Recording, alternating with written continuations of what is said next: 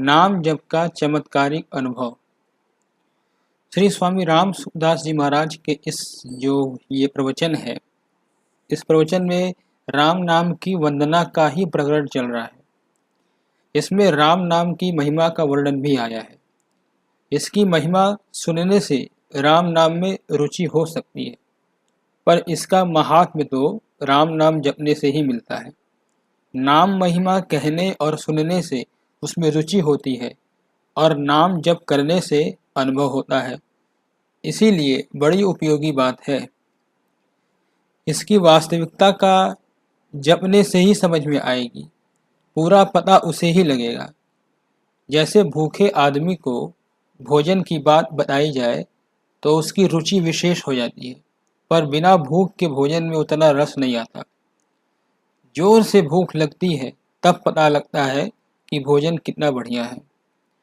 वह रुचता है, जचता भी है और पच भी जाता है। उस भोजन का रस बनता है, उससे शक्ति आती है। ऐसे ही रुचि पूर्वक नाम का जप करने से ही नाम का महात्म्य समझ में आता है।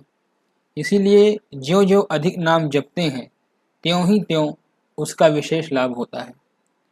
जैसे धन कमाने वालों के पास धन ज़्यादा बढ़ जाता है तो उनके धन का लोभ भी बढ़ता जाता है, परंतु अंत में वह पतन करता है, क्योंकि धन नाशवान वस्तु है। मानो साधारण आदमी के धन का अभाव थोड़ा होता है, धनी आदमी के अभाव ज़्यादा होता है। साधारण आदमी के सैकड़ों का, धनी हजारों का, अधिक धनी के लाखों का और उससे भी बड़े धनी के करोड़ों का घाटा होता है। वैसे ही भजन करने वालों की भी भजन की ज़रूरत होती है। जो इसकी महिमा जानते हैं उन्हें बहुत बड़े अभाव का अनुभव होता है। हमारे भजन बहुत कम हुआ, परंतु जो लोग भजन नहीं करते हैं उन्हें पता ही नहीं, वे इसके महात्म्य को जानते ही नहीं हैं।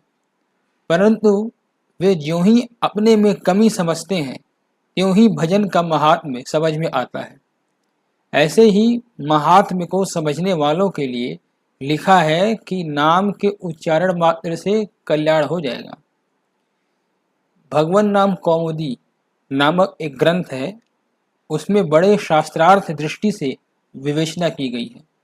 नाम का उच्चारण करने वाले नाम के पात्र माने गए हैं। जैसे गजेंद्र ने आर्त होकर भगवान का नाम लिया तो भगवान प्रत्यक्ष प्रकट हो गए। आर्त होकर जो नाम लिया जाता है उसका बहुत जल्दी महत्व दिखता है। ऐसे ही भावपूर्वक नाम लिया जाता है, उसका विलक्षण ही असर होता है। जिन गोपियाओं के हृदय में भगवान का प्रेम है वे उनका नाम सुनने से ही पागल हो जाती हैं। पता नहीं कि भगवान स्वयं में मैं कौन हूँ, कहाँ हूँ, ऐसे ही भगवान नाम में भी ऐसी दशा हो जाती है। कल्याण के भूतपूर्व संपादक भाई श्री हनुमान प्रसाद जी पोद्दार की नाम निष्ठा अच्छी थी। कल्याण शुरू नहीं हुआ था, उस समय की बात है। किसी ने कह दिया राम नाम लेने से क्या होता है, तो उन्होंने कहा कल्याण हो जाता है। उसने कहा अर्थ समझे बिना कैसे? राम नाम अंग्रेजी में मेढ़ा और भेड़ा का भी है। तब उन्होंने जोश में आकर कह दिया कि राम नाम से कल्याण होता है। ऐसे जोश में आकर कहने से उन्हें 8 पहर तक होश ही नहीं आया। खाना पीना, मलमूत्र, पेशाब सब बंद। इस बात से उनकी माँ जी बड़ी दुखी हुई कि हनुमान के क्या हो गया, यानी भाई जी को क्या हो गया। ऐसे जो भगवान का नाम लेता है उसमें बहुत विलक्षण बात आ जाती है, और यह सच्ची घटना है। इस घटना के भी गवाह आज भी कुछ लोग अभी जीवित है उस जमाने के, जिनके सामने ये घटना हुई थी। तो जिसकी नाम में रुचि होती है उसे पता लगता है कि नाम की महिमा क्या होती है। दूसरे को क्या पता नाम क्या चीज़ है। हर एक आदमी क्या समझे, नाम में रुचि ज़्यादा होती है जप करने से, भजन करने से और उसमें तल्लीनता होने से। संत महात्माओं की वाणी में जो बातें हैं वे विलक्षण बातें हैं, स्वयं अनुभव में आने लगती हैं। संतों ने अलग अलग स्थानों पर अपना अलग अलग अनुभव लिखा है। एक बहन थी, उसने अपने नाम जप की ऐसी बातें बताई जो संतों की वाणी में भी नहीं मिलती थी। उसने कहा कि नाम जपते जपते सब शरीर में ठंडक पहुंच जाती है, सारे शरीर में ठंडा ठंडा झरना बहता है तथा एक प्रकार के मिठास और आनंद की प्राप्ति होती है। मैंने संतों की वाणी पढ़ी है पर ऐसा वर्णन नहीं आता जैसा उस बहन ने अपना अनुभव बताया था। ऐसे ऐसे अलौकिक चमत्कार संत महात्माओं ने थोड़े थोड़े ही लिखे हैं। वे कहाँ तक लिखें, जो अनुभव होता है वो वर्णन करने में आता ही नहीं है, वे खुद ही जानते हैं। जैसे नारद भक्ति सूत्र में नारद जी ने बताया है भक्ति के बारे में, मुंह का स्वादनवत, कोई गूंगा हो उसको कोई बहुत अच्छी चीज खिला दी जाए, कोई मिठाई आदि खिला दी जाए, तो वह गूंगा उसका स्वाद नहीं बता पाता है, वह कहने में नहीं आता है। तो आप इसमें लग जाएं। यहाँ पर स्वामी जी भाइयों बहनों से सबसे प्रार्थना कर रहे हैं कि आप नाम जप में लग जाएं, आप निहाल हो जाएंगे और दुनिया निहाल हो जाएगी, सब पर असर पड़ेगा और आपका तो क्या कहे जीवन ही बदल जाएगा। भगवान नाम की अपार महिमा है। पहले राम नाम के अवयवों का वर्णन हुआ, फिर महामंत्र का वर्णन हुआ, अब 2 अक्षरों का वर्णन होता है। र और म ये 2 अक्षर हैं।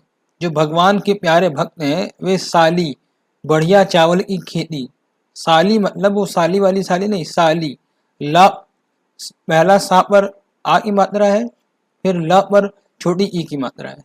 साली यानी बढ़िया चावल की खेती है और वर्षा ऋतु श्री रघुनाथ जी महाराज की भक्ति है। समझ रहे हैं बात आप लोग? वर्षा ऋतु में ही वर्षा खूब हुआ करती है। चावलों की खेती बाजरा आदि अनाजों की खेती से भिन्न होती है। राजस्थान में खेत में यदि पानी पड़ा रहे तो घास सूख जाए, पर चावल के खेत में हरदम पानी भरा ही रहता है, जिससे खेतों में मछलियां पैदा हो जाती हैं। साली के चावल बढ़िया होते हैं। चावल जितने बढ़िया होते हैं उतना ही पानी ज़्यादा मांगते हैं, उनको पानी हरदम चाहिए। रा और म ये 2 श्रेष्ठ वर्ण हैं। ऐसे ही श्रावण और भाद्रपद इन 2 मासों की वर्षा ऋतु कही जाती है। श्रेष्ठ भक्त के यहाँ राम नाम रूपी वर्षा की झड़ी लगी रहती है। और गोस्वामी जी महाराज तो कहते ही हैं बालकांड में और उस दोहे में कि आखर मधुर मनोहर दो बरन विलोचन जन जिय जो, मानस बालकांड 20:1 दोहा। ये 2 अक्षर मधुर और मनोहर हैं।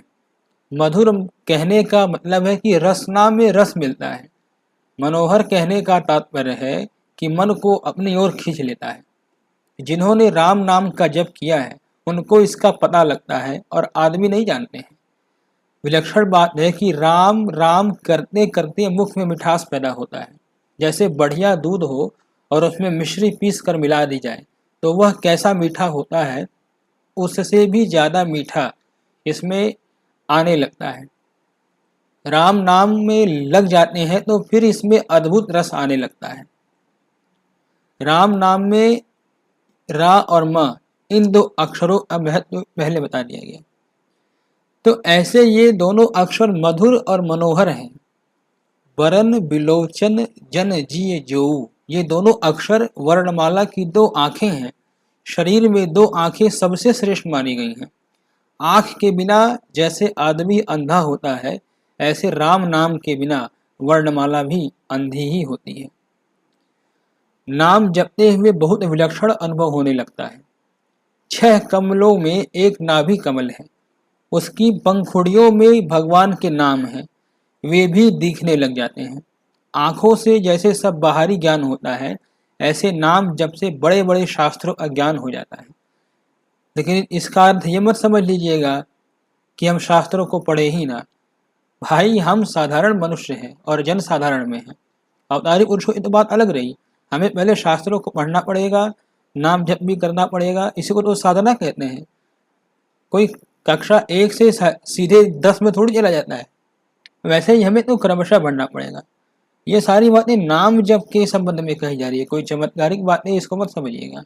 जिन संतों ने पढ़ाई नहीं की है, शास्त्र नहीं पढ़े, वेद नहीं पढ़े, उनकी वाणी में भी वेदों की ऋचाएं आती हैं। वेदों जैसा लिखा है वैसी बातें उनकी सखियों में, वाणियों में। वेदों अज्ञान उनको कैसे हो गया? राम नाम महाराज से हो गया। राम नाम महाराज सब अक्षरों की आंख है, आंखों से देखने लग जाता है और विचित्र बातें देखने लग जाती हैं। धन्यवाद। समाप्त।